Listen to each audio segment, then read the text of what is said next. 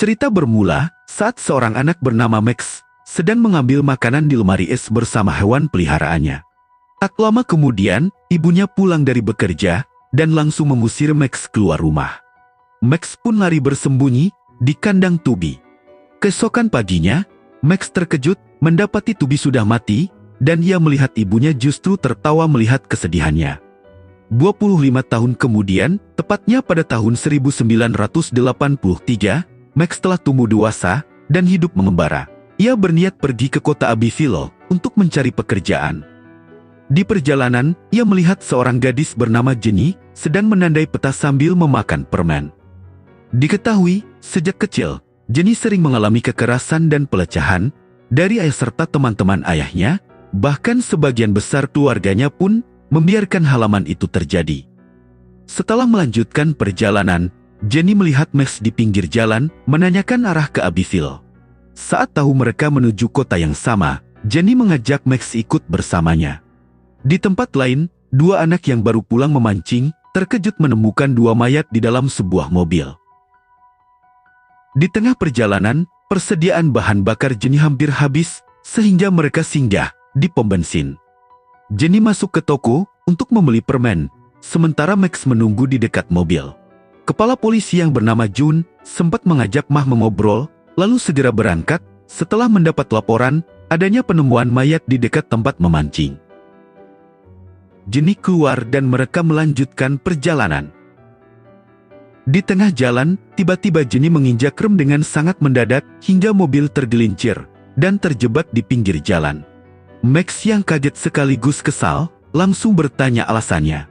Jenny menjelaskan bahwa ia melakukannya untuk menghindari seekor kura-kura kecil yang hampir terlindas roda mobil.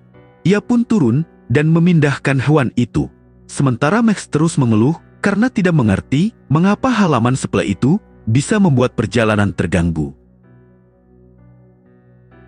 Di lokasi penemuan jenazah, Kepala Polisi June mendengar keterangan dari dokter yang memeriksa korban. Dokter menyatakan bahwa kedua orang itu diperkirakan baru meninggal kurang dari 24 jam. Di waktu yang bersamaan, seorang polisi muda bernama Corey berangkat menuju lokasi tersebut untuk membantu. Dalam perjalanan, ia melihat mobil Jenny dan memutuskan untuk menolong. Saat ditanya tujuan perjalanan, Jenny tiba-tiba menjawab bahwa mereka sedang menuju ke Boston, padahal tujuan awalnya adalah Abbeville. Corey pun membantu menarik mobil keluar dari jalan berlubang, lalu segera melanjutkan perjalanan ke tempat kejadian. Dokter yang memeriksa mengatakan bahwa korban meninggal dengan sangat cepat dan rapi, yang menandakan pelakunya sangat berpengalaman, serta berbeda dengan pembunuh yang bertanggung jawab atas kejadian di tempat memancing. Sementara itu, Kepala Polisi John dan Corey menerima laporan baru bahwa ditemukan dua jenazah lagi, yaitu pemilik toko dan pegawai wanita di pom bensin yang baru saja didatangi Max dan Jenny. Setelah terbebas dari hambatan, Jenny mengajak Max berhenti di sebuah warung makan untuk mengisi perut. Di sana, mereka memesan makanan kepada seorang pelayan bernama Rosie. Di warung, Max sempat bertanya kepada Jenny mengapa ia berbohong kepada polisi soal tujuan perjalanan, namun Jenny hanya tersenyum tanpa memberikan jawaban. Tak lama kemudian, Jenny melihat tukang masak bernama Yono memperhatikannya dengan pandangan yang membuatnya tidak nyaman. Ia pun mengajak Yono masuk ke kamar kecil dengan alasan pengen gitu-gituan. Di dalam sana, tiba-tiba kenangan buruk masa lalunya muncul kembali sehingga secara emosional Jenny menyerang Yono hingga innalillahi. Sementara itu, Max melihat berita di televisi mengenai pembunuhan di pom bensin dan mulai merasa curiga terhadap Jenny. Saat Jenny kembali dan mengajaknya melanjutkan perjalanan, Max pun menyetujui, namun tetap waspada. Di jalan raya, polisi Corey melihat mobil Jenny dan segera memberitahu Kepala Polisi June. Saat sadar sedang dikejar, Jenny langsung mempercepat laju kendaraannya. Max kemudian bertanya, mengapa mereka melarikan diri? Jenny memberi alasan bahwa dia tidak memiliki surat izin mengemudi sehingga takut ditangkap. Saat pengejaran berlangsung, mobil Corey tiba-tiba mogok, memberi kesempatan bagi Jenny dan Max untuk menjauh sementara waktu. Malam harinya, di warung makan, pelayan Rosie mulai mencari keberadaan Tono yang tidak terlihat sejak siang. Saat membuka pintu kamar kecil, ia terkejut menemukan jenazah tukang masak tersebut. Di tempat lain, Max menyarankan agar mereka melewati jalan-jalan kecil dan sepi agar tidak bertemu polisi lagi. Jenny mengikuti saran itu, lalu sesampainya di jalan yang sepi, ia menawarkan permen kepada Max. Begitu memakannya, Mah merasa pusing dan tak lama kemudian jatuh pingsan karena permen itu ternyata berisi obat penenang. Itu membuat Max tidak sadarkan diri dan terjadilah Jenny memutar arah kendaraan dan pergi menuju ke sebuah rumah. Jenny masuk ke dalam rumah tersebut dan membunuh seluruh penghuninya.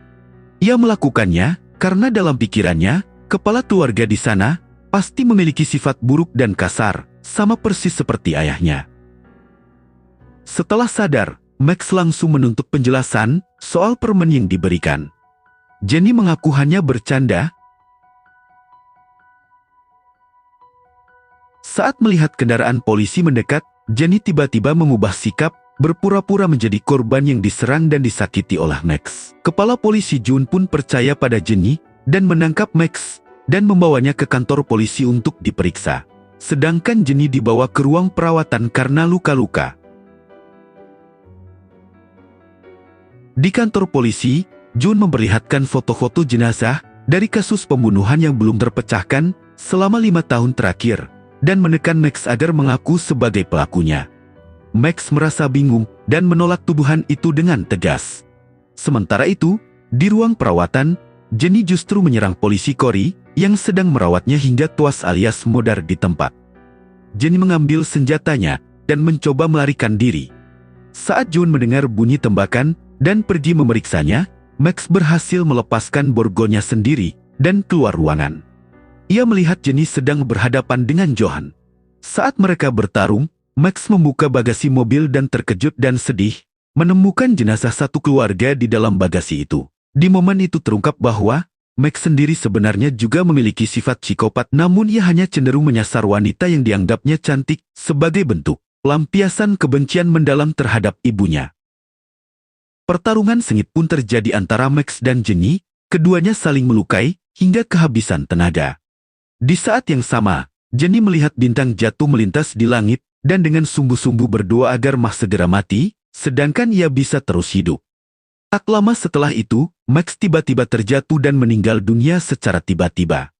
Beberapa hari kemudian, berita di televisi memberitakan bahwa Jenny berhasil diselamatkan dan dinyatakan sebagai korban dari serangan psikopat, bukan sebagai pelaku kejahatan. Demikianlah rangkaian peristiwa yang terjadi dalam cerita ini. Jangan lupa subscribe dan like video ini untuk membantu saya lebih berkembang lagi. Terima kasih.